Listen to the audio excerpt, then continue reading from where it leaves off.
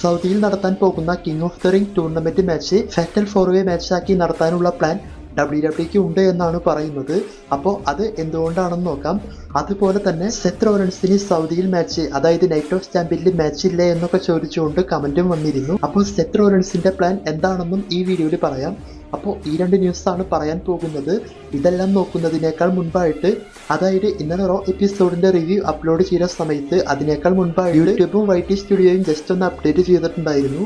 അതിനുശേഷം അതിൽ കമന്റോ കാര്യങ്ങളോ ഒന്നും കാണിച്ചിരുന്നില്ല. അതുകൊണ്ടാണ് റോ എപ്പിസോഡിന്റെ കമന്റിനൊന്നും റിപ്ലൈ തരാതിരുന്നത്.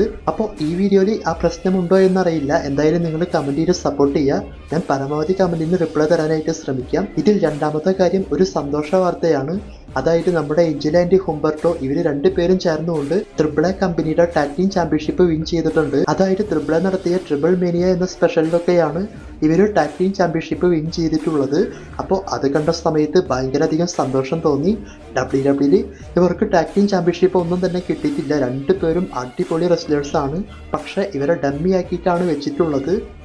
ഇപ്പം എന്തായാലും triple A tag team championship അവർക്ക് കിട്ടിയേക്കാണ്. അതുപോലെ trick Williams TNA championship win ചെയ്തതെല്ലാം നിങ്ങൾക്ക് അറിയാമെന്ന് വിചാരിക്കുന്നു. അപ്പോൾ 3 റെസ്ലേഴ്സാണ് മറ്റൊരു കമ്പനിയുടെ ചാമ്പ്യൻഷിപ്പൊക്കെ വിൻ ചെയ്തിട്ടുള്ളത്.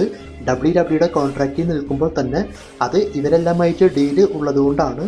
അപ്പോൾ ഇവർ ടാഗ് ടീം ചാമ്പ്യൻഷിപ്പ് വിൻ ചെയ്ത് കണ്ടപ്പോൾ ഭയങ്കര സന്തോഷം തോന്നി. ഇനി സെത്ത് റോളൻസിന്റെ പ്ലാനിനെ പറ്റി പറയാം. അതായത് സെത്ത് റോളൻസിന്റെ നൈറ്റ് ഓഫ് ചാമ്പ്യൻ പ്ലാൻ ഇങ്ങനെയാണ് വരാൻ ചാൻസ് ഉള്ളത്.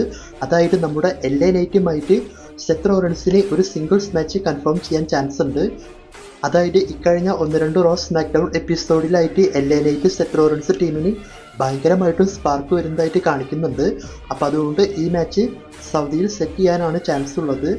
അപ്പോൾ നൈറ്റ് ഓഫ് ചാമ്പ്യനിൽ ഇതുവരേക്കും സെത്തിന് മാച്ചോ കാര്യങ്ങളോ ഒന്നും ഉണ്ടായിരുന്നില്ല. എന്നാൽ ഈ മാച്ച് നടക്കാനുള്ള ചാൻസ് ഇപ്പോൾ ഭയങ്കര കൂടുതലാണ്. അപ്പോൾ ഈ മാച്ച് വരുമോ എന്ന് ചോദിച്ചാൽ ഒരു 80% ഈ മാച്ച് അവിടെ സെറ്റ് ചെയ്യാനുള്ള ചാൻസ് ഉണ്ട്. അതുകൊണ്ടൊക്കെ ആയിരിക്കാം ഇവർക്ക് കണ്ടിന്യൂസ് ആയി സ്പാർക്ക് വരുന്നതായിട്ട് കാണിക്കുന്നത്. അപ്പോൾ സാമി സൈനെ അതിൽ നിന്നും നൈസായിട്ടൊന്ന് ഒഴിവാക്കിയിട്ട് LA നൈറ്റിനെയാണ് ആഡ് ചെയ്തിട്ടുള്ളത്. അപ്പോൾ ഇത് നല്ല കാര്യമായിട്ടാണ് തോന്നിയത്.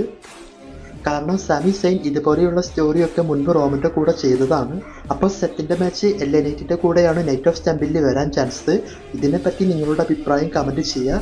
ഇനി നൈറ്റ് ഓഫ് ചാമ്പ്യനിൽ King of the Ring tournament നടക്കുന്ന സമയത്ത് അതൊരു ഫാറ്റൽ ഫോർവേ മാച്ചാക്കി മാറ്റും എന്നാണ് പറയുന്നത്. അതായത് സൗദി അറേബ്യയിൽ ഈ മാച്ച് നടക്കുമ്പോൾ ഇത് ഫാറ്റൽ ഫോർവേ മാച്ചായി മാറണമെന്നും അതിലുള്ള 4 റെസ്ലേഴ്സും സൗദിയിൽ വരണം എന്നൊക്കെയാണ് അവർ ഡിമാൻഡ് ചെയ്തതായിട്ട് നമ്മൾക്ക് അറിയാൻ സാധിക്കുന്നത്.